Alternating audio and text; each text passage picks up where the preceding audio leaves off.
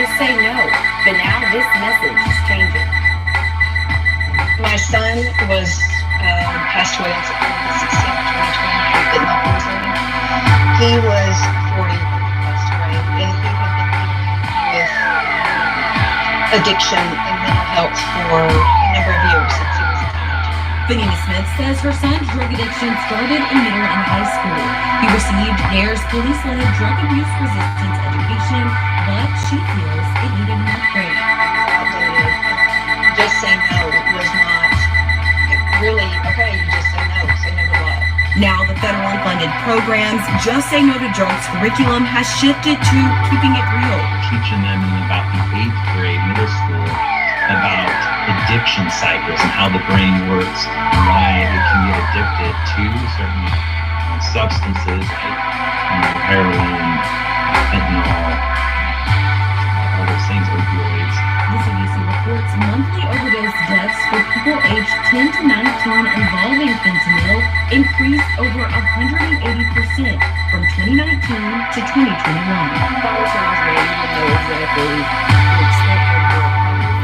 So now our kids, they're exposed to it, they can get it as essentially as it may be in some food or getting from some candy from one of their classmates. At the beginning of this year, DARE added this fentanyl fact sheet, a change Smith says can help save lives. My children start smoking about 12. But if we don't get the message out about what these drugs are doing, how fentanyl is involved with a lot of these illegal drugs, what they're doing with them, kids will think that, oh, it might be okay.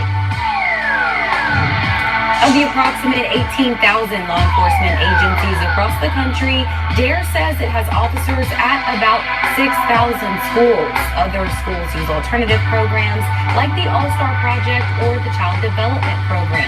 And these programs aim to, as well as educate students about the use of fentanyl or not using fentanyl. They also educate students about social media safety and the harms of suicide. Lexi? Yeah, Joy, that's really interesting. Obviously, we continue to talk about this fentanyl crisis, but to hear about kids learning about it at an even younger age is certainly interesting. What stood out most to you about what you discovered just talking with all these folks in the community? So DARE made me aware that there have been overdoses in kids as young as the 3rd grade. So they are encouraging schools to implement the program for younger students as young as elementary school, because they're having to deal with either friends coming in contact with fentanyl or unfortunately overdosing from this drug. Yeah, an important topic and one that certainly needs a lot of education on, and as you said there, even from younger age groups as well. All right, Fox's Joy Addison live with that update from Houston. Joy, thanks so much. Thank you, Lexi. Okay, so we do want to switch gears just a bit here because we have some new video that is in now in the Lori Vallow murder trial. Body camera footage obtained by Fox 10 Phoenix shows officers from the Kauai Police Department serving Vallow a subpoena about her missing kids. This was in January of 2020. We're going to play it out for you in full right now.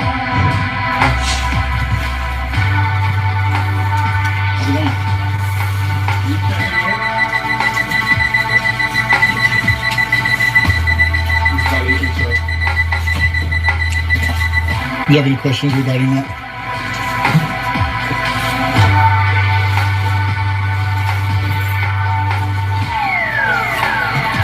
So it is 13:31 hours on January 25th.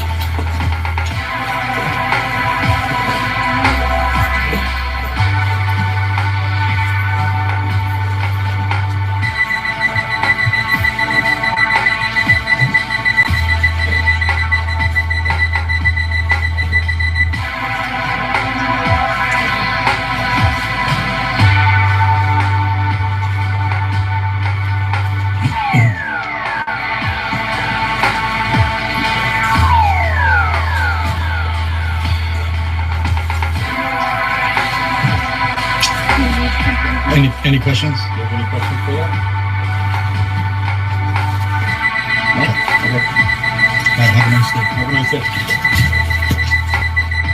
Okay, so let's watch this again. Vallow is accused of murdering her 2 children, as well as being accused of conspiring to kill the wife of her current husband, Chad Daybell. In that video, you can see here Vallow is wearing a green bikini. She's seated next to Daybell there. You can also hear the officers speak to her as they serve her the documents, and Lori asks at the end there if they need anything before they leave. The court order is from Madison County, Idaho. It says Vallow must physically produce JJ and Tylee to the Department of Health and Welfare in a week. At the time, both JJ and Tylee were considered missing.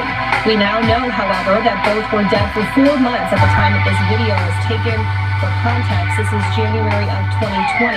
Vallow was arrested a month later, and Daybell was arrested in June of that month. Fox 10 investigative reporter Justin Lum, who we speak to about the trial almost daily, says Vallow appears to be reading a book titled Visions of Glory, which is about near-death experiences and the end of days. Previously, we spoke to Justin about Lori and Chad's trips to Hawaii. The couple married in Hawaii in November of 2020. Investigators have also revealed that Lori searched for wedding dresses in Hawaii just 3 days after the funeral of Chad Daybell's former wife, Tammy. Now, fast forward to right now, closing arguments will be heard in Vallow's trial in Idaho on Thursday after just starting last month. The prosecution and defense rested yesterday. The state called more than 50 witnesses. The defense, though, did not call a single one. Another big development, the judge says the verdict will be live streamed after not allowing cameras in the courtroom for the entire trials. That is a big deal there. We'll, of course, continue to give you live updates from Idaho. Fox 10 reporter Justin Nunn is back live in Boise. We're speaking with him about all of these major developments. And again, once we have a verdict, of course, we'll bring you that coverage live here on Live Now from Fox, as Justin will break that down for us live from Idaho. Later in our programming as well, around 4:30 Pacific time, we'll be speaking with a former FBI agent and a current private investigator, talking about a couple other major crime stories. One major development as well in the Brian Coburn upcoming trial for him, the suspect in the quadruple Idaho murders. We'll also be speaking with him about the story that broke this week about a mom in Utah who is a mom of 3 and author of a children's book that she wrote about grief after her husband's sudden passing. Well, that mom has now been charged with his murder. We'll be breaking all of that down as well. Again, that's at 4:30. We're going to take a quick commercial break. Still have much more to get to. We'll see you back here in 2 minutes.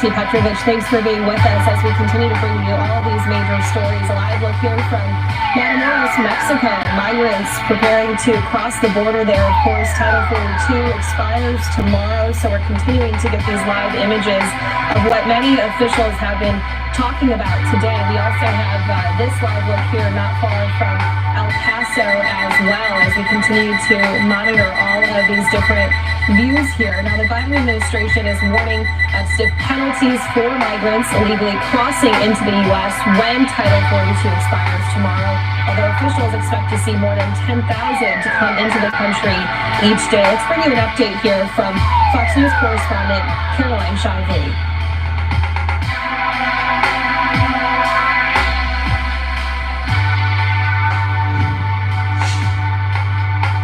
Of the Title 42 public health order does not mean our border is open.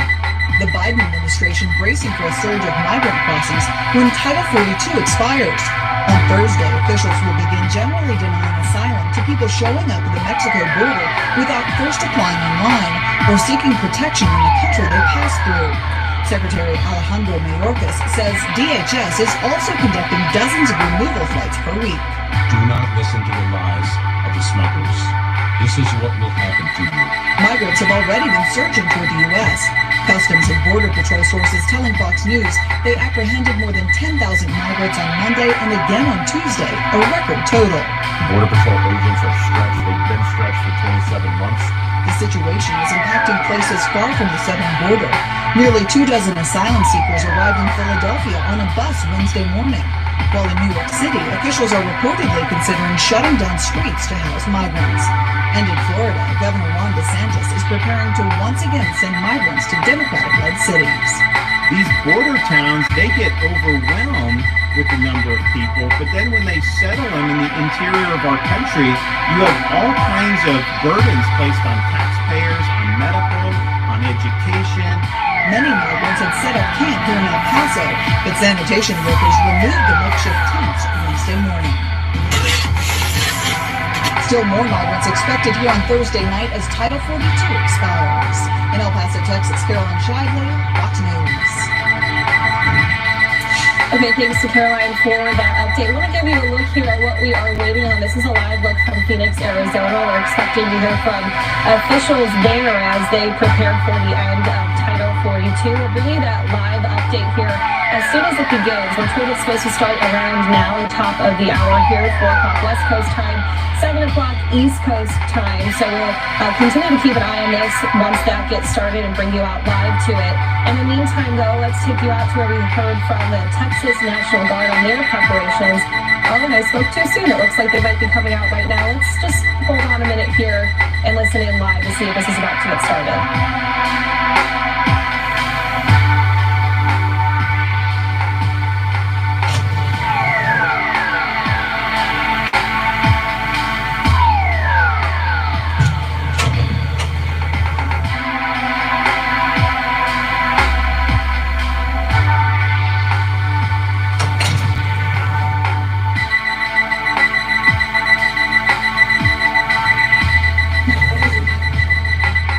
We're going to stay on this shot for just a moment here. We're expecting to hear from the Maricopa County Sheriff as well as the Yavapai County Sheriff as well and other law enforcement representatives about Title 42 coming to an end. This is happening in the Phoenix area. Talking about this, we've heard from a lot of different officials today on the end of Title 42. We brought you some remarks from Florida Governor Ron DeSantis not long ago. We also, as I mentioned, have heard from the Texas National Guard today as well. Now we're expecting to hear from officials here in Arizona. So it looks like it's not quite getting started just yet. Let's listen into these remarks from the Texas National Guard here first. We'll keep an eye on this and bring it out to you as soon as that gets started.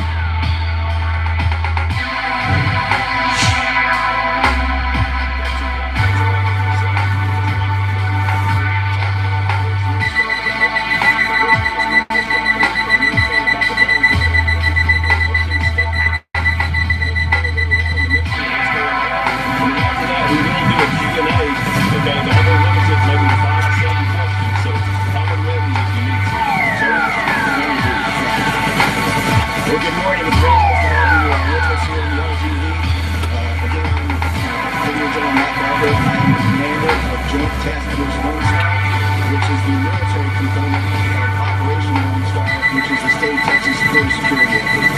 So I have thousands of soldiers, airmen, and Texas state guardsmen deployed along 1,254 miles of continuous international boundary, maintaining safety, protecting lives and property, and most of that we are in support of the Texas Department of Public Safety that covers that. So as the Major alluded to,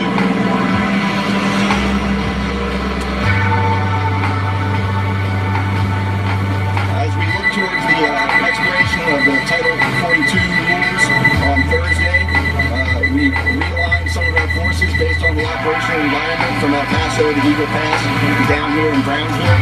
There has been a lot of activity in the migrant camps across from us over the past few weeks. So as you saw earlier in the week, to bolster our forces down here, we've done some redeployments. So I don't want to get into specific disposition of forces, but I can tell you that the state of Texas deployed more than 500 additional soldiers to help with the effort here. So what you just saw, as the Major mentioned, is our Quick Reaction Force. They are specially trained military police soldiers. We saw they're specially equipped. So they're down here to put eyes on the key terrain in Brownsville and help maintain order.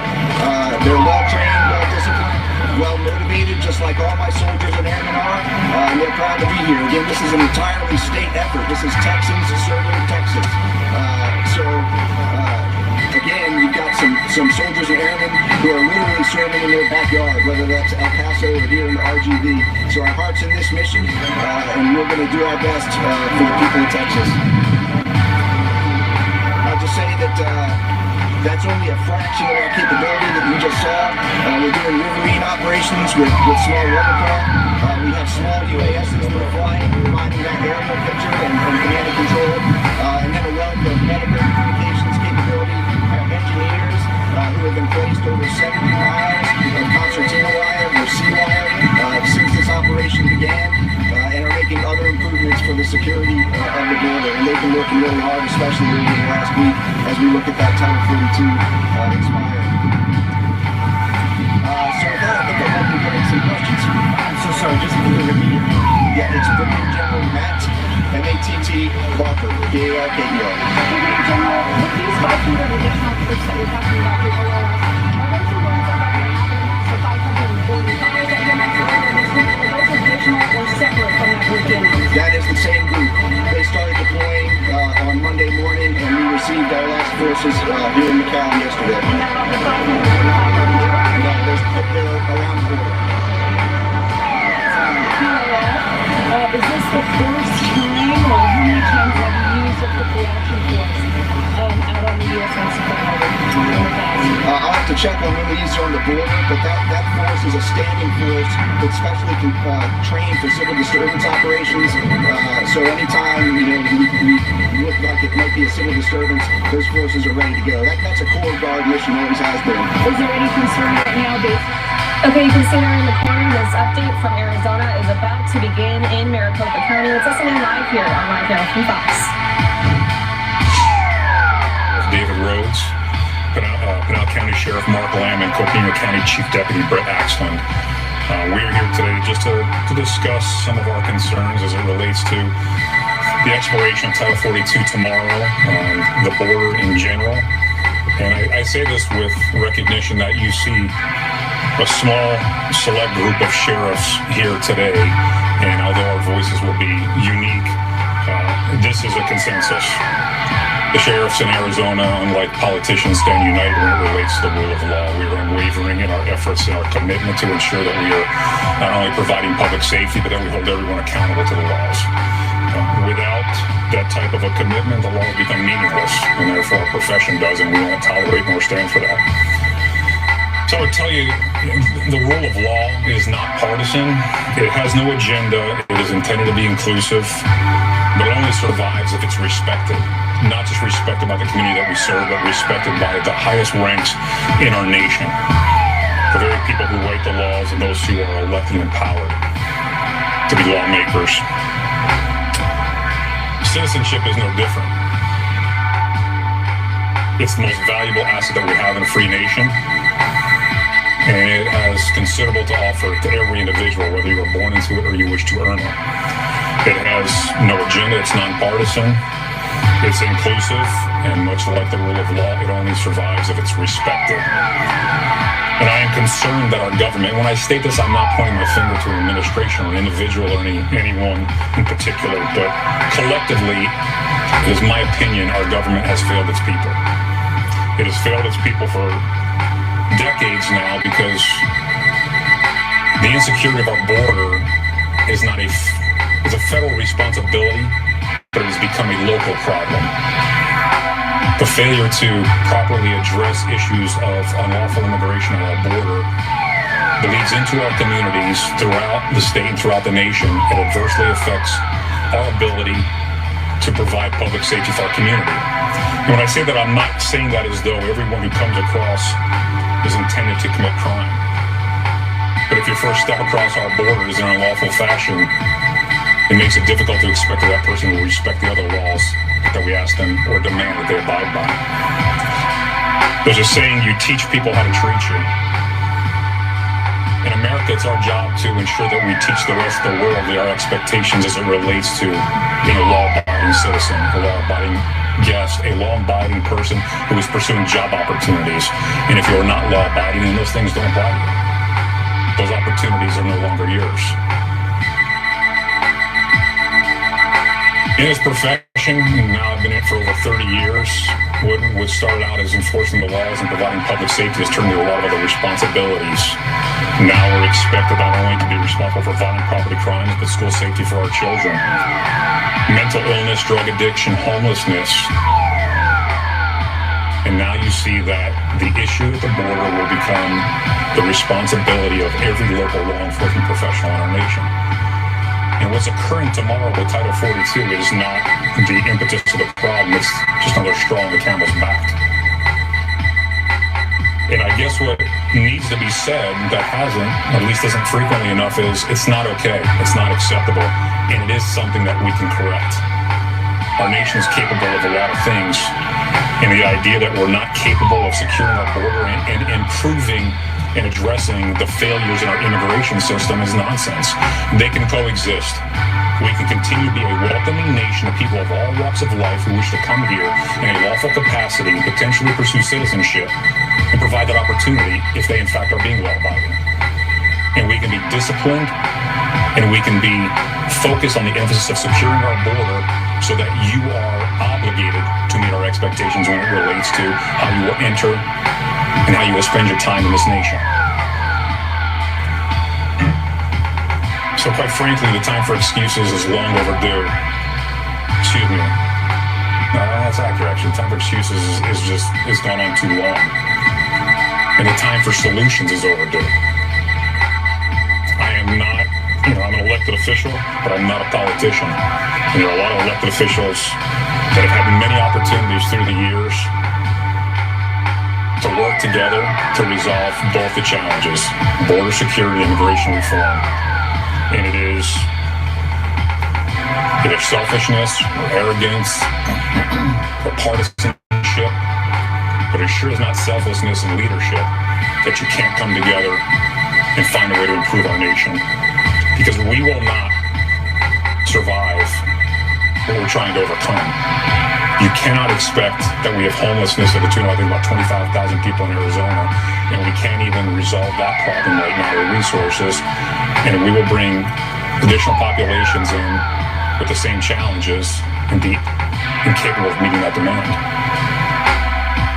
Once someone comes into our nation through an unlawful process, but then is given the opportunity to be heard in the court, how are they expected to survive and make a living and care for their own family if they can't work legally?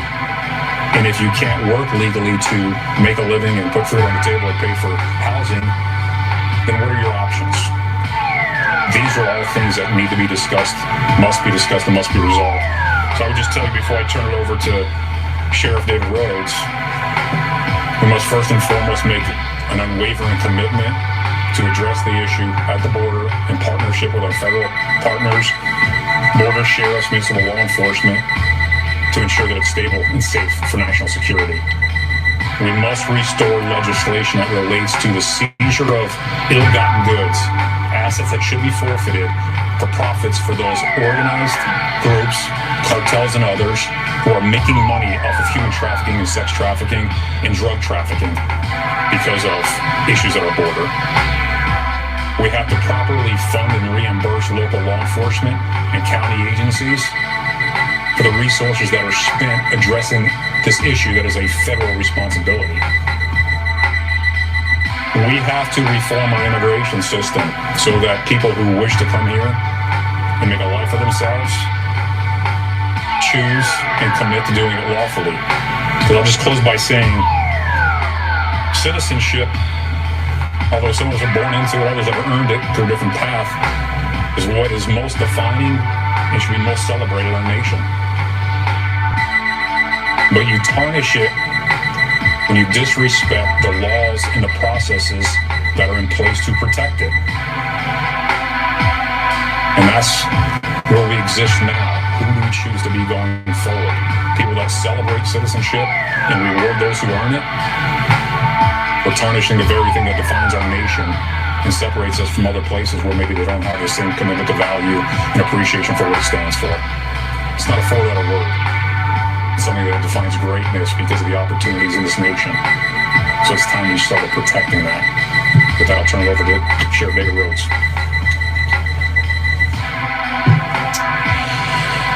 My name is David Rhodes. I'm the Sheriff of Yavapai County and the President of the Arizona Sheriff's Association. And this topic has been on our minds. We've had a lot of communication in the weeks leading up to this. And I just want to say, the border sheriffs are down on the border today. They're working with the troops. They're working with the CBT to deal with the situation. They couldn't be here today, but we've had a lot of discussion. We really have a message. We have a message to a few different groups of people, a few different institutions that we want to get out today. Number one, we wanted to say this to all law enforcement, federal, local, and state, who are down on the border, that are dealing with this crisis right now, that are working, and they have been leading up to this entire situation. We see you guys and gals. We know what you're doing. We appreciate it. We support you. We're behind you 100%. We're fighting to get you resources. We're doing everything that we can to support you in your efforts. To the federal administration who's created the policies that have led to this situation, this is not working. All the sheriffs unanimously agree. We have to secure the border now. This experiment, whatever it was, has failed us, and it's crystal clear. Anybody with eyes that can see the video and the pictures of what's happening down there can see that this does not work. We know that the border is not going to be secured overnight. We understand that, but we need a major shift in policy. To our state executive branch and our state partners that we're working with, the governor, we met with the Sheriff's Association, met with Governor Hobbs yesterday in Tucson. We've reached out in every way that we can. We're partnering with them. We are here to work with you to keep Arizona's citizens safe. The Arizona Sheriff's Association is 100% committed to public safety and doing whatever is necessary within our roles as sheriffs to make that happen. However, there's one particular policy that is beginning to percolate, that's beginning to happen, and that is street drop-offs of immigrants who've come across the border, been processed by ICE or CBT, given their court date, whatever it is that they're doing, and they have nowhere to go. Those drop-offs in different communities around this state need to be communicated to the local government and to public safety, to law enforcement in those communities. We deserve to know that. We need to know that so that we can react and deal with it accordingly. If you are an NGO and you're receiving tax money to transport, to make these transports, we expect your cooperation with us. We have a message for the people who are the immigrants that are coming across the border, the people that are being let go in Arizona. For whatever reason that you're here, or however long it is that you're here, our expectation is you are going to follow the laws of the state. you are going to follow the laws of America. And if you don't, you will be prosecuted. And that especially goes to the drug trafficking, human smuggling organizations that are profiteering in the state. Finally, to the citizens of Arizona, the people that we're charged to protect, and this is from all the sheriffs, we want to make sure that you know that we understand your concerns, we understand your fears, and we are working very hard. We're going to keep you safe. We got this. We're not going to let this turn into a full-blown situation in your communities. But it's going to take everybody. It's going to take partnerships. It's going to take collaboration. These are the messages that the Arizona Sheriff's Association would like to get out. And with that, I'm going to turn it over to Sheriff Mark Lamb. Those are two hard acts to follow. I echo what both of these sheriffs have said thus far. You can see some of these pictures behind us here. These pictures, I think, were taken this morning from the Yuma sector. Just this morning, Sheriff Wilmoth from the Yuma sector sent out a message to the rest of the sheriffs. They had 800 people in custody already, and I think this was by 8 or 9 in the morning this morning, with another 400 people standing on the other side of the wall waiting to come across. The busiest sector right now is the Tucson sector, which comprises of Cochise County, Pima County, Santa Cruz County, and Pinal County. We're seeing exorbitant numbers coming in, and we lead the way in gotaways. Almost every month we lead the way in gotaways. I want to go back to I'm a very constitutionally minded, very simple guy. The Constitution, the preamble of the Constitution, the charges of that are, we the people of the United States, in order to more form a more perfect union, establish justice, ensure domestic tranquility, provide for a common defense. Those are just the first three charges in the Constitution, all of which we are failing on the federal level at those areas. Not our partners. Our partners are overwhelmed. They're working hard. The Border Patrol agents are exhausted. Their morale is low. They feel no support from the federal level. And the message that's being sent, you can say all day long at the federal level that the border is not open. But if your actions say otherwise, then the cartels and the people that are trying to come here to this country illegally, that's what they take note of. And the actions of this federal government are that they are not enforcing the laws that are on the books. Yes, Title 42 is going away tomorrow. We still have Title 8 in place, which is actually what we are supposed to be using on the federal level. Now, this is a federal issue. In 2010, they passed SB 1070 in the state of Arizona, much to the chagrin of a lot of people. It was very embattled. But the Ninth Circuit overturned that, reaffirming that it is the federal government's responsibility and the sole responsibility of the federal government to secure our southern border and to protect our communities. Now, as sheriffs, we're doing the best we can. If the federal government doesn't want to enforce the law, our message to the people of Arizona is that the Arizona sheriffs will enforce the law. And if you break the law, a state law, we will hold you accountable. If you are smuggling people, if you are being paid by the cartels to bring people into this country, much like what I found in my county at about 9 this morning, 2 vehicles traveling tandem from Superior down the US 60. This is not a border area. This is an area that is in the suburbs, just outside the suburbs of the Phoenix Valley. 2 vehicles traveling tandem. We finally got them stopped. 1 vehicle had 11 illegals in it. The other vehicle had 14 illegals in the vehicle. 25 people total in 2 stops along the US 60, and we are doing this every single day. I went back to the Congress recently, and I was able to testify. We talked about the impact this is having, not just on Arizona, but the point we made was what happens in our backyard today will be in your front yard tomorrow.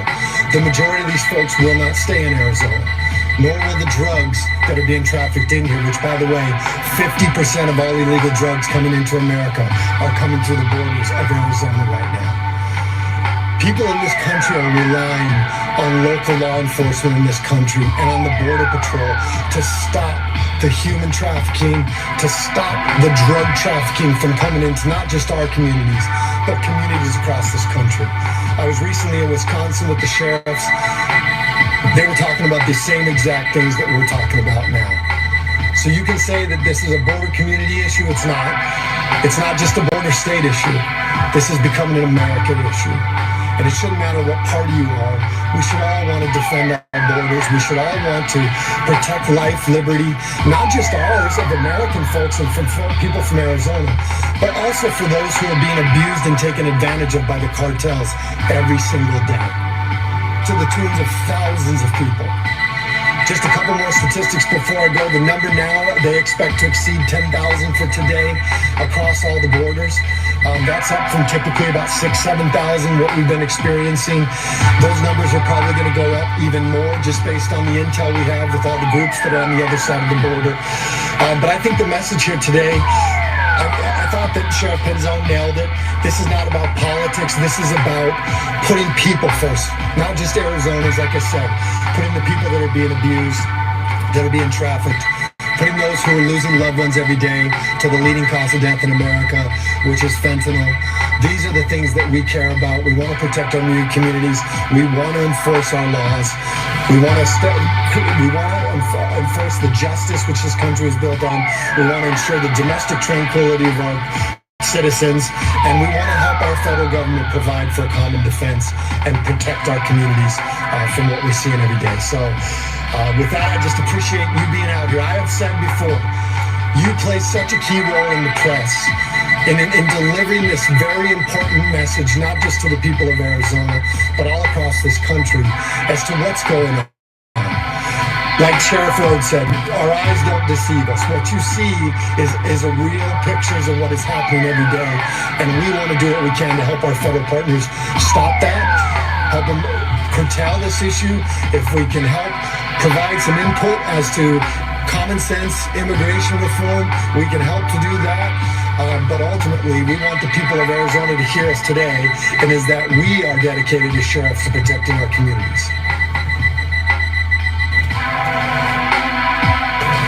I do want to clarify one thing, just because I have to make sure I keep myself and my office out of trouble. Our office is under 2 federal court orders that restrict us from being involved in any enforcement of immigration law, or even asking anyone of their status in the country if there's a concern relative to whether they are lawfully in the nation. Since I've taken this office, though, I have a lot of ICE devastation in our jails, and I asked for my folks to give me an estimate today, a rough estimate, and we project that about 10,000 inmates who are in our custody, where ICE was given the opportunity to take custody of them upon release because they believe that they have potentially entered the nation lawfully. So we are not involved in any enforcement. We do not engage in any way that is in conflict with the federal orders, because we have been contempt of court. But we still try to be a good partner to our federal partners who are responsible for those duties. With that, I'm happy to navigate the space of whatever questions you have for any of us here at the table. I'll just kind of raise your hand, please, so we don't get everybody yelling. I'll start with you if you introduce yourself and who you're with. Down here, then I'll come up to your questions. I guess for you guys, you mentioned those border sheriffs along the border on there. Are you guys going to be working with them directly, maybe sending deputies across county lines to help out at all? And I guess just how much of your resources daily do you have to divert from everyday crimes to related issues? Well, yeah, you're pretty closer once you take them out. Yeah, we're working together as much as we can, but we're all overwhelmed. All of our communities are being flooded. I just got word, we've been getting word, and we just got word again today, that they intend on releasing a lot of people into communities. I think they're probably going to start in Cochise County, Yuma County. Tucson will probably be getting an influx of people being released. They notified me that likely it might be Casa Grande tomorrow.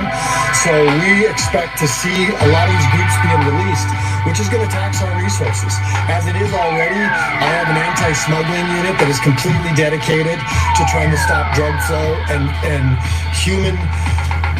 We look at it as that these people likely are being enslaved by the cartels, being extorted by the cartels, being taken advantage by the cartels. So every time we make a stop, we feel like we're saving lives, saving people from getting into the cartel's grasp even further. So we're going to continue to assist Border Patrol on that. I have an aviation unit. Not only are we going to, the governor, you heard her talk about dedicating, helping upping the sheriffs in search and rescue. As these temperatures start to increase, we're going to see a lot more search and rescue calls out in the desert. So we expect to expend a lot of resources with our aviation unit doing search and rescue. My canines, I have 4 canines that are completely dedicated to stopping drugs and human flow into the country and guns and money back to Mexico, which is all 4 of those things are problems. So we expend a lot of resources. We don't know what kind of reimbursement. The governor has talked to us about some reimbursement. Whatever money you apply, which there is none, I don't know how much there is anyway, but that's going to go pretty fast.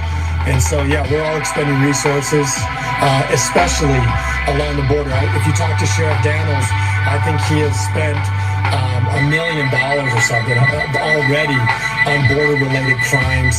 They've booked over, I think, close to 900 people into his jail for border-related crimes.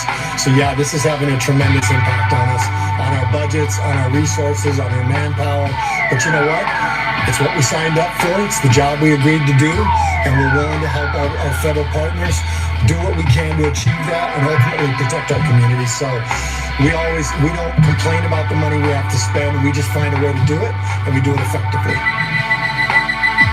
I will just add this, is my opinion, I talk to my colleagues, that if we're expected, so what is the trickle down? The trickle down is that if someone enters into your space and they're existing, as I said earlier, in a lawful capacity, even though they may have now received the opportunity to stay lawfully, but they're pending a hearing, how do they exist from that point forward? Are they in a situation where they're trying to pursue labor and they're violating the labor law? So there are all different types of peripheral crimes that could occur, not by someone who is intent on being a criminal, but in order to survive, they do. And then there's a criminal element also.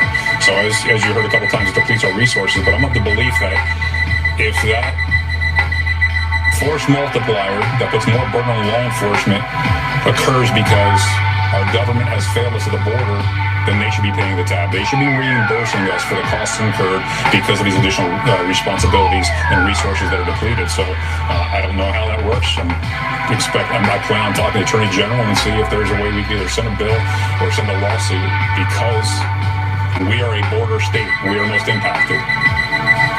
It's not just on the border, but it's throughout it. So you were next, I believe, 15.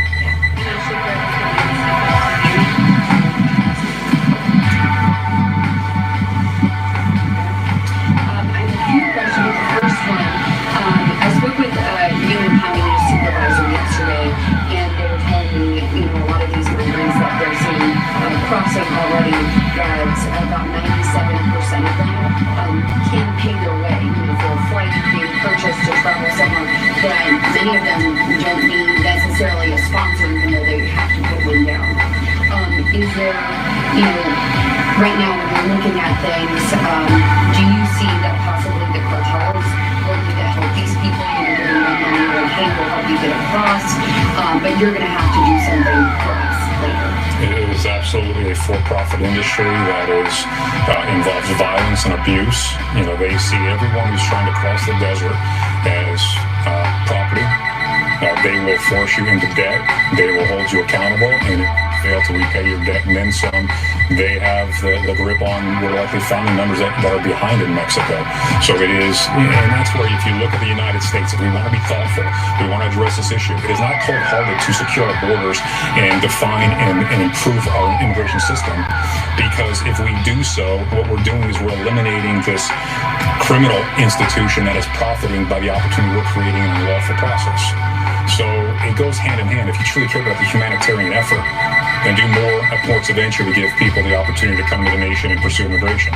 I think the number, if I remember correctly, Ellis Island, late 1800s, 1950, processed about 12 million people. That was with pencil and paper. We kept documentation of it.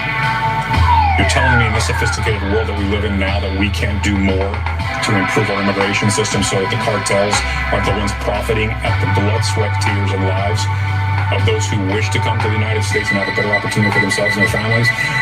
It's not naive, it's ignorant, it's arrogant, it's irresponsible.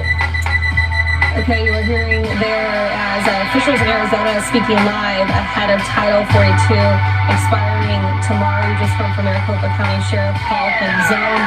Also speaking there as well, Pinal County Sheriff Mark Lamb. We also heard from the Yavapai County Sheriff David Rhodes, all speaking about what this means moving forward, how they're planning for Title 42 to expire tomorrow. That update here from Arizona. I want to give you another live look here from Mount Cristo Rey, Texas, as we continue to follow all of these. We've also been bringing you that live look as well from Matamoros, Mexico, as we saw many migrants there crossing over and onto the border, or at least making their way towards that direction. So we'll continue to bring you these live looks here as we follow all of these developments.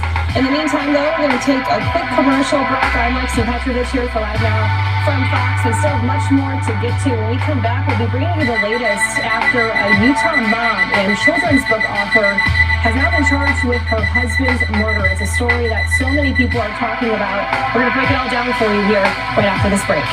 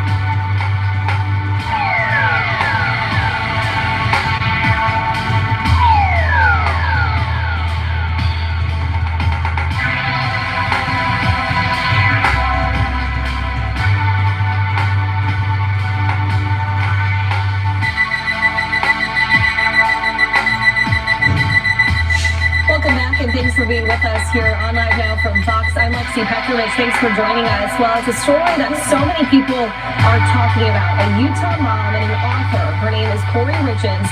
She wrote a book about grief to help her 3 kids cope with the sudden loss of their dad and her husband, Eric Richens. Well, now she is charged with his murder. He died, though, a year ago in 2022. And so we're continuing to follow this and break it all down for you. We want to bring in now guest and friend of the program here, Greg Rogers, who is a private investigator, former FBI agent. Greg, thanks for being with us here. So many people are talking about this case and just the circumstances surrounding it. What are your initial thoughts on it? They've done a pretty good job of putting the physical evidence together. I think what's shocking to most people is she's made a lot of local appearances on different programs and talked very lovingly of her deceased spouse and, having written a book basically largely about how she's dealing with her grief and how she's helping her kids through the loss of their father. So it's the stark contrast between that and now being charged with actually committing his murder is, to be frank, it's just shocking. Yeah, a lot of people really taken back by all of this. Like you said there, to write a book about grief and to be charged with her husband's murder is just also shocking. I mean, why do you think it took so long, though, for an arrest to happen here, considering that he died in early 2022? I would have to defer a little bit to the police department that did that case. They seem to have had pretty good physical evidence from the very beginning. In the complaint, it talked about they served search warrants and had access to their computer information. They had family information. They have an individual who's identified in the affidavit as CL, who was clearly the drug distributor who got her the fentanyl, who has a criminal history, and she knew that person. That person had the ability to acquire narcotics for her, and so they have pretty good evidence. I suppose they just wanted to take their time and make sure they had it locked down and had all the information they needed. And in deference to them, it's not a case where you have to worry about her harming someone else. This isn't someone you think is being aggressive towards other people. They clearly believe that she was after her husband's insurance policy. It's a little over $3 million. And so I think they just took their time to make sure they had all the facts straight, and they've done a pretty good job of putting that case together. Yeah, and so to explain this a little bit further to viewers, police say that she poisoned her husband, made him a mixed drink, celebrating a business accomplishment one evening while their kids were asleep, and they say that she had an excessive amount of fentanyl in it, and eventually it ultimately killed him. As we know, she poisoned him to death, right, according to police. So thinking more about how he was killed and that perspective here, is it difficult for authorities here to prove that she supplied the fentanyl into his beverage, that she was responsible for this? Yes, I mean, because her defense would clearly have been that this was self-induced, that maybe he had a problem with opioids. It's very easy to overdose on fentanyl, especially street fentanyl, because the drugs you're getting she got those from a supplier here out of Ogden, Utah, which is unfortunately known to, it's a place to go to get methamphetamine, fentanyl, OxyContin, other hard drugs. But those are street drugs, so these aren't controlled by the FDA. You may get a pill that represents that it only has so many milligrams of fentanyl in it. It's going to, these are being put together by, non-professionals. So it's easy to overdose on fentanyl, unfortunately, and it takes a very small amount. So her defense would have likely been that he had a opioid problem and then he accidentally overdosed, like we've seen in the media with celebrities. But that's a tough argument for her now, because she was the one that was acquiring the drugs. And what they've learned from some of the families, the searches of the social media and the family's laptops, is that he was telling his family that he was concerned that she was trying to poison him. Right, yeah, a lot of really interesting details coming to light here. And the medical examiner, too, Greg, said that Eric Richens had 5 times the lethal dosage of illicit fentanyl, an opioid that's already 50 to 100 times more potent than morphine in his blood. I mean, you've worked a lot with narcotics. Can you talk about just how excessive that amount is in itself? That's a massive overdose, and you don't need anything like that to,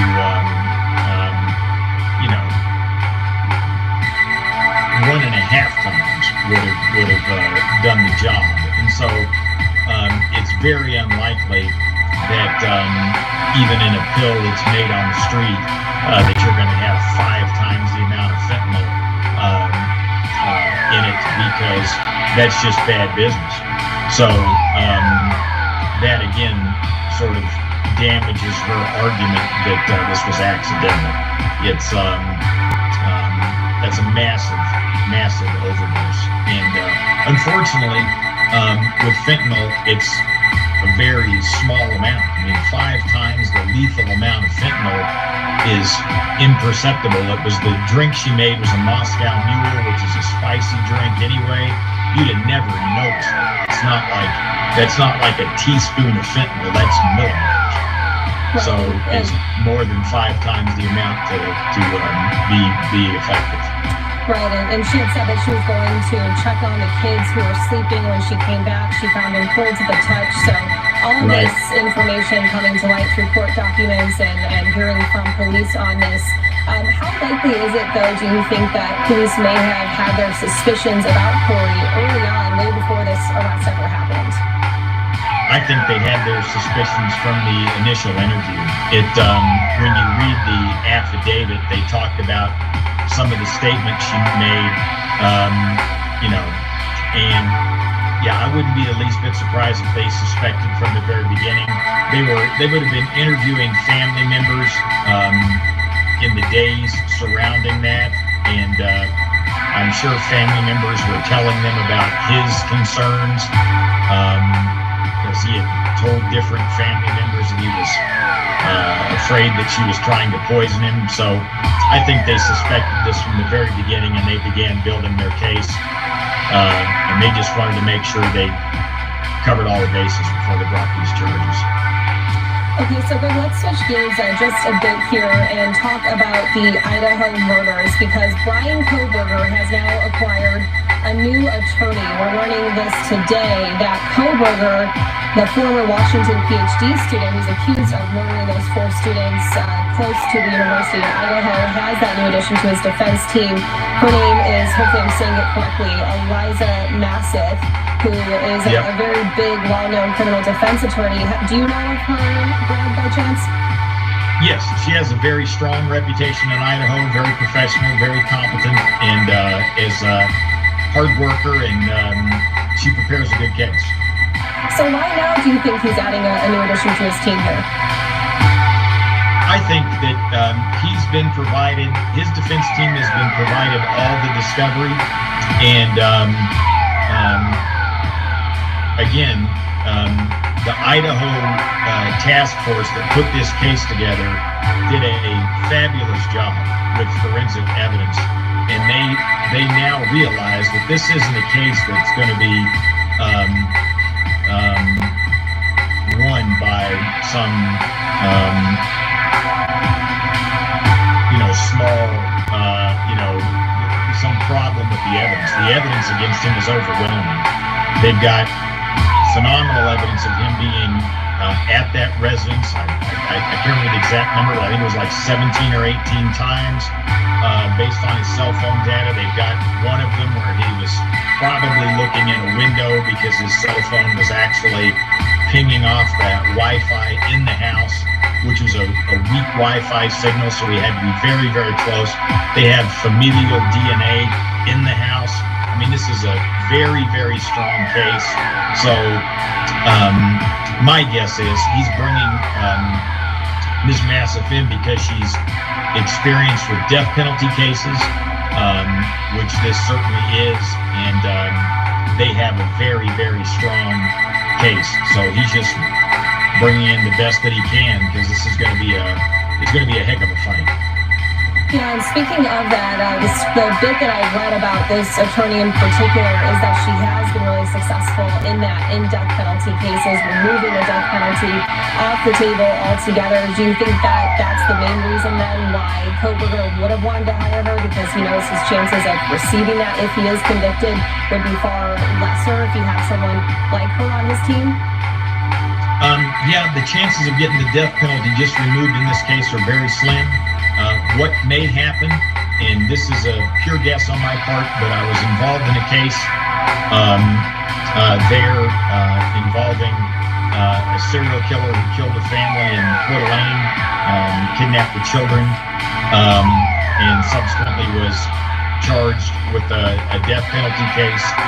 They brought in the same thing. They brought in very talented defense team, and what happened was they ended up pleading to the criminal charges in the substantive case and fighting the death penalty, which was pretty much like a trial. So something like that could be the plan, that they realize that the evidence is overwhelming, so they may plead to the case, and then the real fight may be just the death penalty portion, and see if they can get life without, or meaning life without parole, something like that. I think the chances of just getting the death penalty removed for some technical reason in this case are minuscule.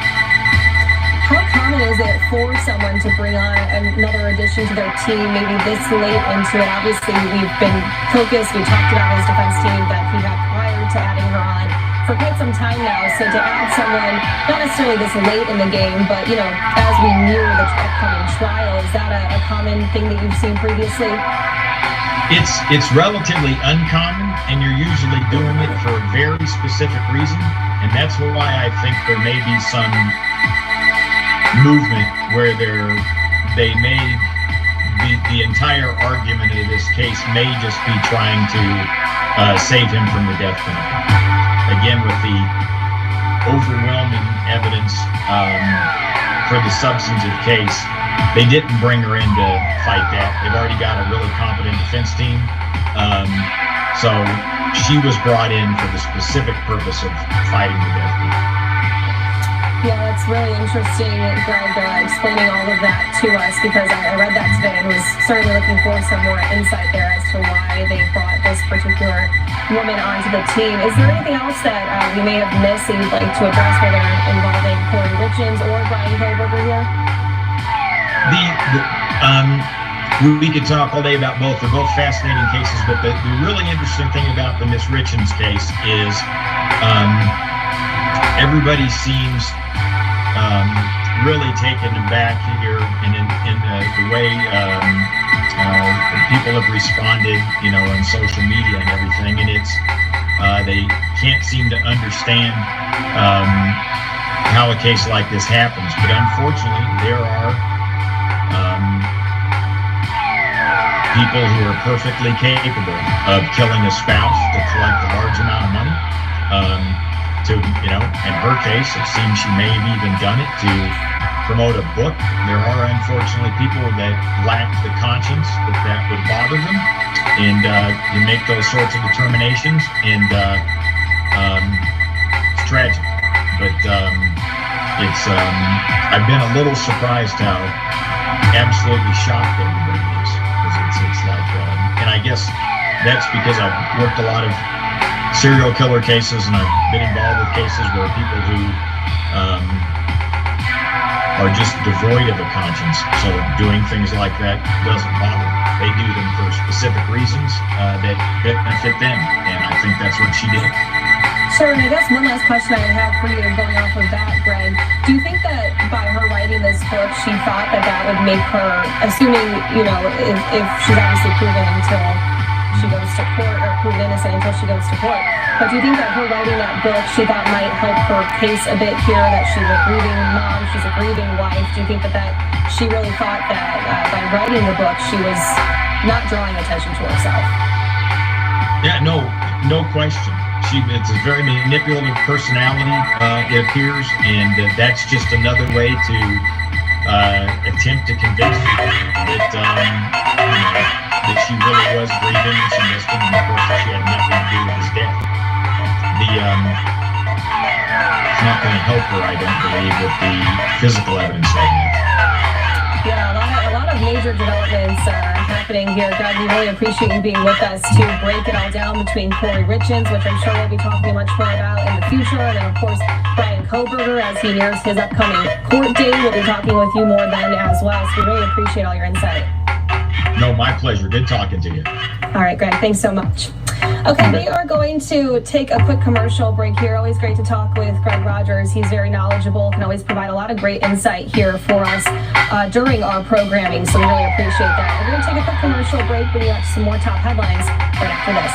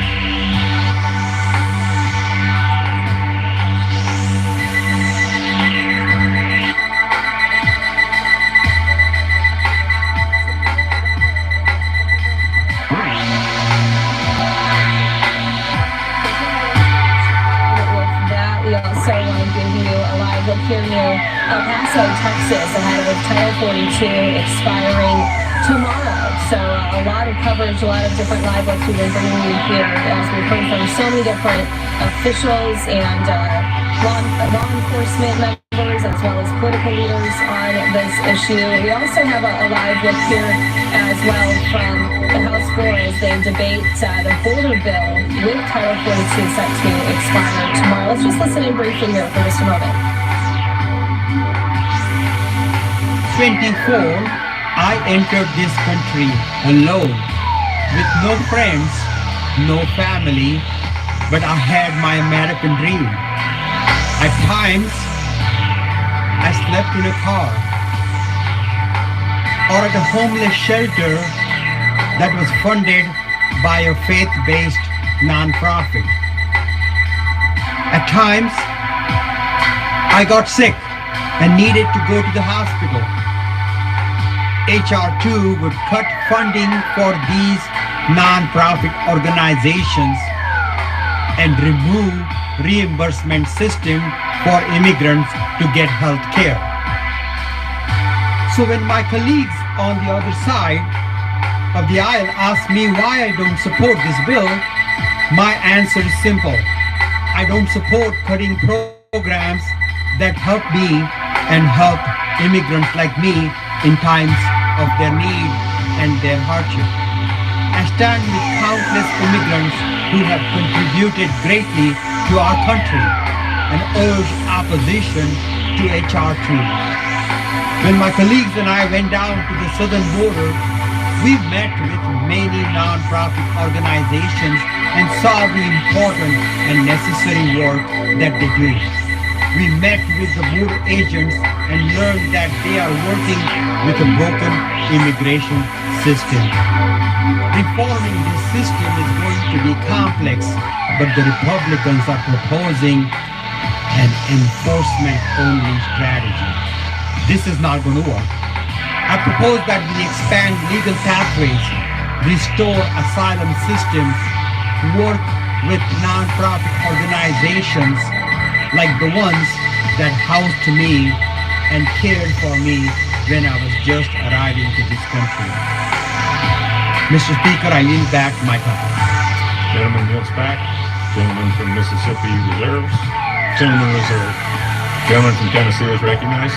As a quick correction of the record, the bill doesn't do anything to take away health care services provided by NGOs, just to clarify that. Mr. Speaker, I yield 3 minutes to the gentleman from my home state and my friend, Mr. Ogles. Gentleman from Tennessee is recognized for 3 minutes. Mr. Speaker, I rise in support of HR 2. I want to thank all of those who have worked on this important signature piece of legislation. I specifically want to point out and thank my friend and colleague from Tennessee, Chairman Congressman Mark Green. Mr. Speaker, Lennox Lake, 6 years old, killed by an illegal. Sarah Root, 21, killed by an illegal. Maris DiGiovanni, killed by an illegal.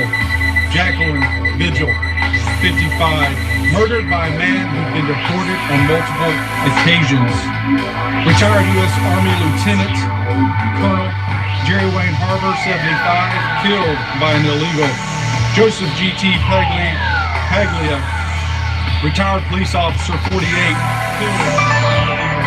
Michael White, retired U.S. Army officer, killed by an illegal. These are just a few of the individuals and countless Americans who have been murdered at the hands of illegal aliens. Though a porous border has long been a problem, what once was a trickle is now a flood. And this administration, who has overseen, is responsible for 10 consecutive months of over 200,000 apprehensions. This crisis is the fault of this president. So long as he refuses to enact policies to secure our border crisis is literally killing Americans. It's threatening the safety of communities and is costing at least $151 billion every single year in de facto subsidies for those who break our laws. As we approach the end of Title 42, it is imperative that we take action to secure our border and stop the flood of illegal aliens. the House Republican bill, the Secure Border Act of 2023, will force Biden to restart the construction of the wall. It increased Border Patrol agents, requires transparency from the DHS, and ends the practice of catch and release, and it strengthens the asylum process. Again, I want to thank Homeland Security Chairman and my fellow friend, Tennessean and Congressman Mark Green. Mr. Chairman, Mr. Speaker, I yield back. Gentleman yields back. Gentleman reserves seat reserves. Gentleman from Mississippi is recognized. Thank you very much. Mr. Speaker, H.R. 2 squeezes Customs and Border Patrol officers working at ports of entry by failing to provide resources to cover the increased workload that will result from the bill.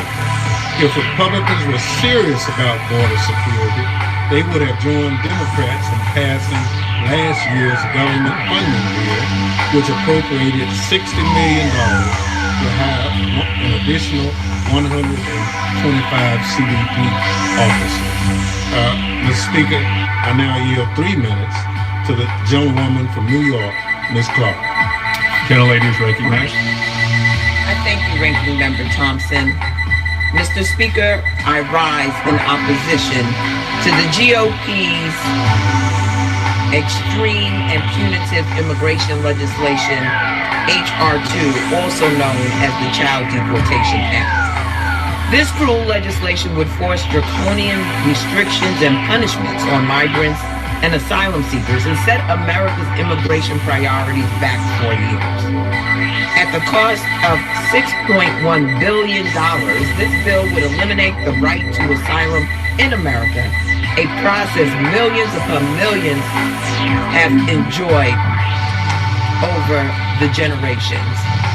Vulnerable, desperate people and families have long depended on these laws for their safety and future. Moreover, it would affect the legal system of over 4 million people who would otherwise be granted parole or asylum. Instead of fostering immigration that strengthens our economy and empowers its growth, Republicans would rather throw our economy into a tailspin. So let's be clear, any bill that would allow vulnerable migrant children to be inhumanely detained by Border Patrol for up to a month, to be ripped from their families and locked up from the world is unacceptable.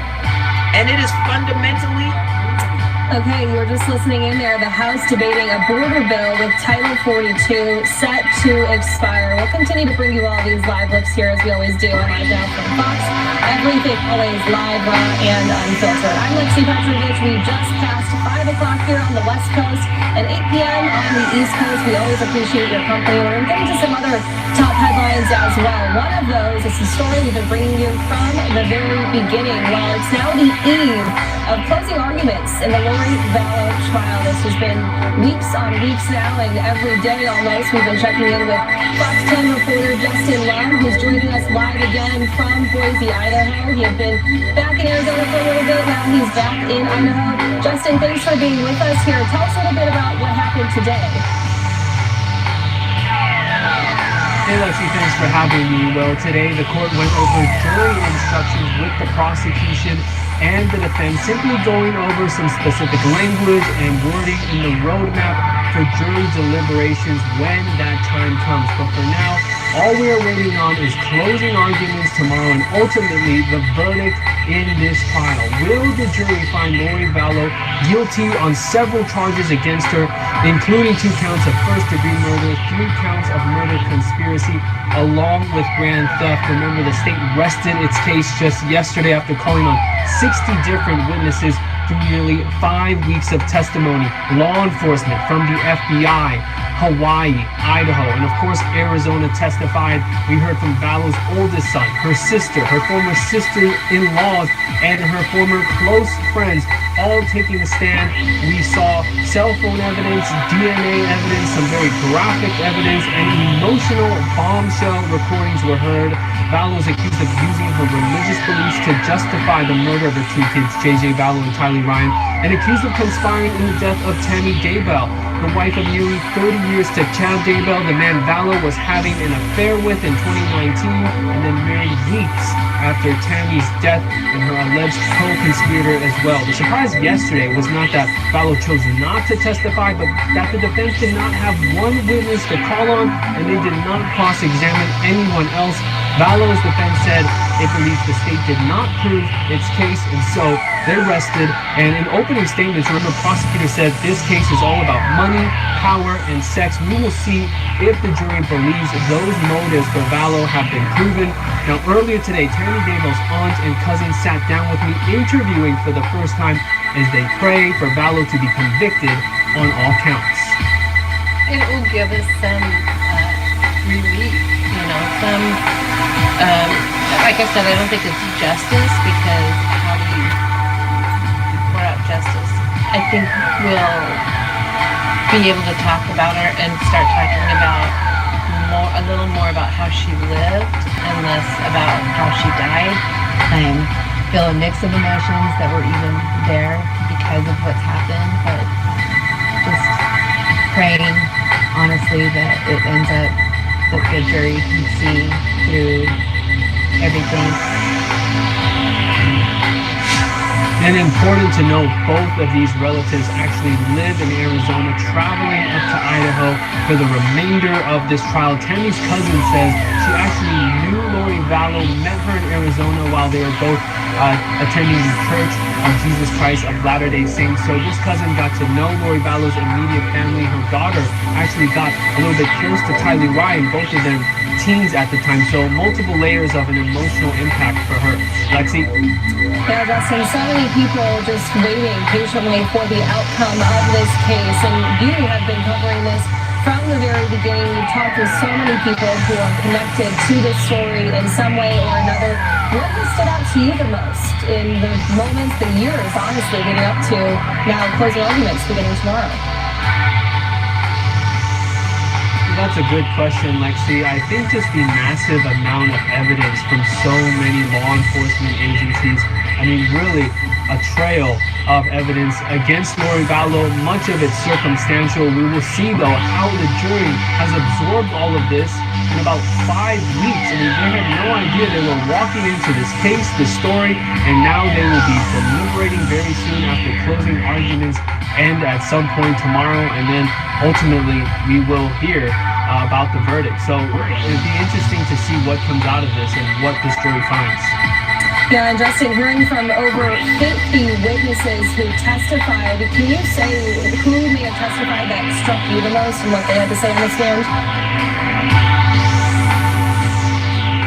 I really think the emotional aspect hits the hardest when Lori Vallow's oldest son, Colby Ryan, had to take the stand, and then you hear that jail phone call where he basically accuses her of murdering his siblings, J.J. Vallow and Tylee Ryan. Really, there is no remorse. There is no admission of guilt or any accountability. Lori Vallow stands to her word that the truth will come out, and that everyone will know and find out at some point down the line when this call was made in around 2020. And also the call between her and her sister, Summer Shiflett, who basically called her out for dancing on the beach and getting married to Chad Daybell while her kids were buried in the ground. So that really stands out to me. And just yesterday, we unveiled the evidence, the exhibit shown to the jury throughout the trial. Lori Vallow poolside with Chad Daybell in January 2020, 4 months after her kids had been killed, and she was served with legal documents to physically produce the kids in Idaho. And we had a feeling that was not going to happen, but to see her there and to now get the wide scope of what the reality was at that time as she sat and got a tan in Hawaii. Yeah, Justin, we're going to show viewers that video right after we wrap up with you here, though. A couple of last few questions that we have for you. You've just been so involved with this, of course. The defense not bringing any witnesses, not having any witnesses to testify. Were you surprised by that? I was definitely surprised, and it was also a challenge to rack my brain on who they could call, because remember, the the defense had posted Lori Vallow's notice of alibi, saying she was physically in other locations when these three victims in the case died in specific locations. For example, when Tammy Daybell died, they say that Lori Vallow was in Hawaii, and so forth. When her kids had died, she was in her apartment and her children were with her late brother, Alex Cox.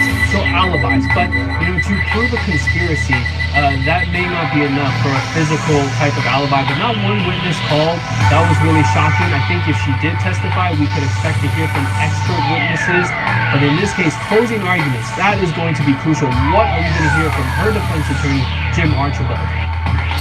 Yeah, and speaking of, as we near the end of this trial, we also learned this week that the live broadcast for the verdict in this is going to be broadcasted on the court's YouTube page. But Justin, you mentioned this has been a very difficult, very popular case. Of course, so many people want to be there, want to see this, hear this, report on this. Talk a little bit about just the challenges of trying to get a spot in the courtroom as you cover this case. Yeah, first off, you're right. That is huge, having an actual live stream of the verdict. Even though it is not a poor camera from the press, it is something because cameras have been banned inside the courtroom since September 23rd, 2022. So for us as the press, just trying to get a seat in the courtroom, let alone trying to film the proceedings, we've had to get online each day to reserve a spot in the main courtroom. And if you don't get that, you can be in the overflow room where you can watch the proceedings on a projector screen. So you can imagine the anxiety as someone with the press and people from the public doing the same thing, the same opportunity. And I will let you know, I didn't get in today for tomorrow. I did not get a reservation for tomorrow's closing arguments, but I got lucky. Someone from Boise who actually got a reserved ticket transferred that to my name because they've been following the case, they've been following us, and she said, hey, I know you need to be in there, I know this is important for you, and I truly appreciate her, and so I will be in the main courtroom for closing arguments tomorrow. Yeah, Fox 10's Justin Long with that update live from Boise. Justin, thanks so much. We'll certainly be checking in with you tomorrow, big day, with closing arguments beginning. Thank you, Lexi. Okay, you heard Justin talking there about that video of police serving the subpoena to Lori Vallow while she was sitting poolside with Chad Daybell in Hawaii. We want to show you that video now again in case you haven't seen it yet. Let's watch.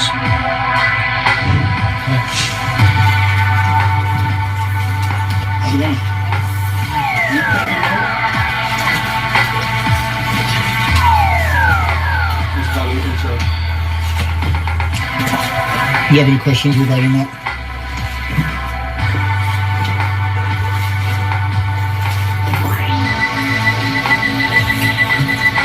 It is 14:39 hours on January 26th.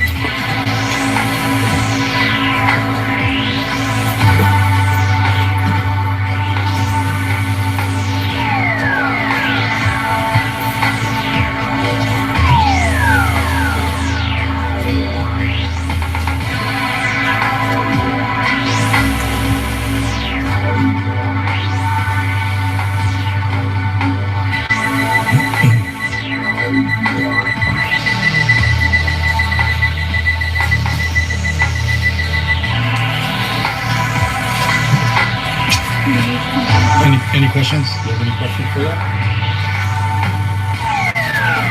No? Okay. All right, have a nice day. Have a nice day. Okay, so you just watched that video there. Let's break down again what we know, what we saw in this video. Again, Vallow, who is accused of killing her two kids, as well as being accused of conspiring to kill the wife of her current husband, Chad Daybell. You can see them sitting there poolside. Vallow wearing a green bikini, sitting next to Chad Daybell. You can also hear in the video officers say to her as they served her the documents, and Lori at the end there asking if they need anything before they leave. The court order, though, is from Madison County, Idaho. It said that Vallow must physically produce JJ and Tylee to the Department of Health and Welfare in a week. At the time, though, both JJ and Tylee were considered missing. We now know, however, that both were dead for 4 months at the time that this video was taken. For context, this is January of 2020. Vallow was arrested a month later, and Daybell was arrested in June of that month. Fox 10 investigative reporter who we just spoke with there talks about how she appeared to be reading a book titled Visions of Glory, which is about near-death experiences and the end of days. And previously we talked with Justin more extensively about those trips to Hawaii and that the couple have married there in November of 2020. Investigators have also revealed that Lori searched for wedding dresses in Kauai just 3 days after the funeral of Chad Daybell's former wife, Tammy. So a lot of this information that had never been seen before. The court just seeing this for the first time this week, and now you viewers are seeing it for the first time as well as myself here. Now again, closing arguments will begin tomorrow. We'll continue to check in with Fox 10's Justin Lum, who's done an incredible job covering this case way before the trial even started. It'll be interesting to hear what he finds out tomorrow in court again, and then the broadcast will be live broadcasted on the court's YouTube page when that verdict is finally decided. We're going to step away for another commercial break here. We'll be right back right after this.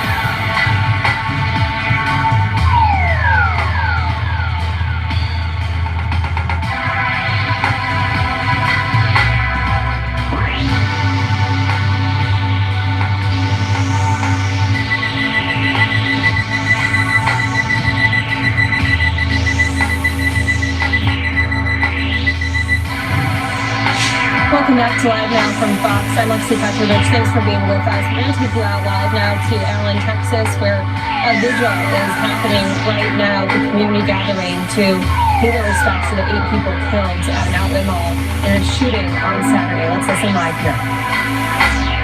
The people that right there. I want to first thank everyone for your support and donations. That's what's keeping us pushing. So it means the world to our family. It means the world to my dad, and it means the world to me. One thing I want to challenge everyone to do today is to call a loved one or try to talk to them a long time. Express to them how much you love them. Because you never know when it'll be the last time you'll be able to talk to them. So my heart truly goes out to the lives that were lost. But I'd also like to say that unity is extremely important. The unity is what's bringing us here today. The unity is what's going to push us forward in taking action so that this doesn't happen again. So that we don't have to lose to love like this. Again, thank you. It means the world to our family. And if it's okay, I know that my dad is here. I know one thing that he will do, and that's pray. So can I pray? Is that okay? Lord Jesus, thank you for this day. Thank you for your love, your kindness, your mercy, and your favor. us. Thank you for bringing us to another day. Thank you for all that you do in our lives. Thank you for pushing us day to day. Thank you for showing us what your love looks like, Jesus. Without you, we did not make it. Please continue to show us what you look like, what your love looks like, so that we can show it on your earth. Give us the strength and the comfort to push on. Comfort the families of the lives lost. We thank you for everything that you are, and we thank you for unity. In Jesus' name, amen. Thank you, Joseph. Thank you. Before you leave, can you please tell this audience how they can help? What is happening right now? I mean, one of the things that we do, we just need to make sure that you guys have your voices heard. This is not something that can happen last week and we go back to our normal lives. People should be able to shop. People should be able to go to restaurants. Little kids should be able to go to school and not be in fear. So it's so very important that we come together. It's all about us. And we need to let people know it's not just about mental health. We have people that are evil, that are in possession of these guns. And if we don't stop it, this is going to continue to happen. We are so very blessed and we are so lucky because in the matter of 3 to 4 minutes, 8 people lost their lives. Just imagine if that police officer was not responding, if he wasn't been here. It could have easily been hundreds of people. So we need to let our voices be heard. We can't go home and let this be the end of it. We have to write our politicians and we have to tell them that enough is enough. We need to protect our future. Thank you. And how do we get to the fund? Is there a GoFundMe page? Yes, the victims have established, and this is something that's just very hard, but each victim, each family that's been impacted by this have established GoFundMe accounts. And I'm really encouraging each and every one of you all to give freely, because the families need our help. They need our support. So I encourage you all to look at the victims and give. And the survivors, everybody, just give freely because, as Jasmine said, it's your support. It's you guys being out here that's allowing everyone to be able to make it through this day because this is very difficult. Last week was just family. Next week, it can easily be one of our family members. So let's not let this end today and let's continue to fight and let's make sure that our voices are being heard. He's talking about having our voices be heard. I want you to pay attention to one of our most inspirational speakers of today.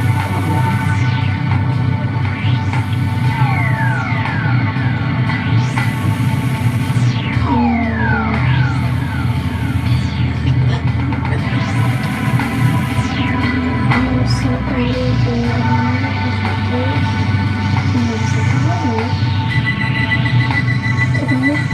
I'm doing something very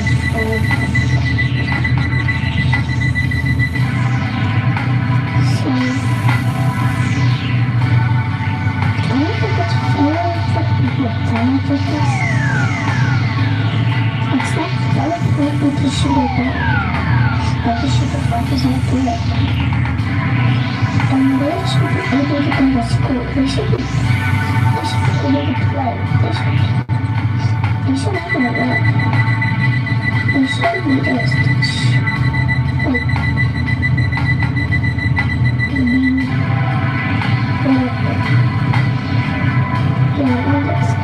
I don't really think it's fair because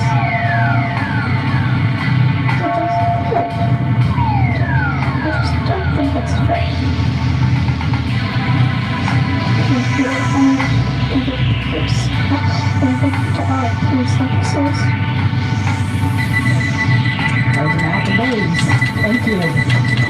Thank you. She said thank you to all the police officers in case they didn't hear. And at this time, we are going to pause and we're going to take a moment. And we're going to ask that you give us 30 seconds. We're going to do these speak your name. And we're just going to speak the names of the 8 victims. And I've asked the people who have been here every single day covering the memorial to have the opportunity to speak their names.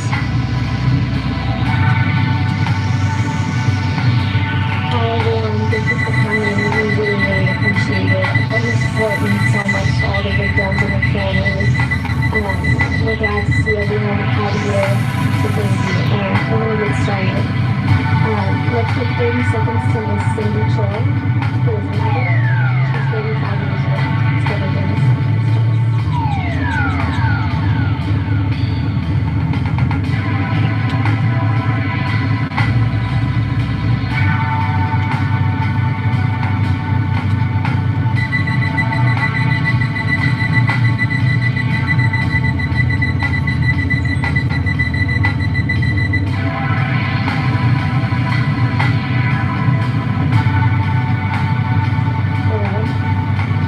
Is going to be Keith Joe, who is the father, 37 years old, giving the moment, please.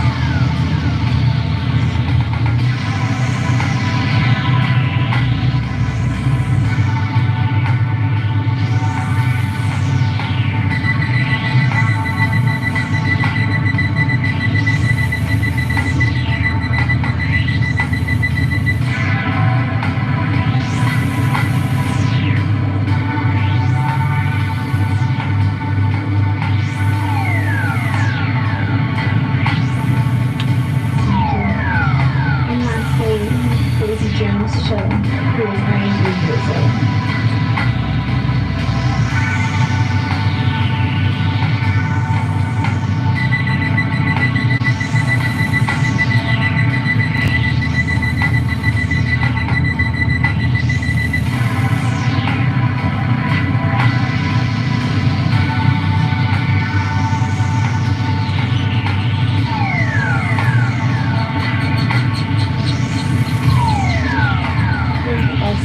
We'll pass it on.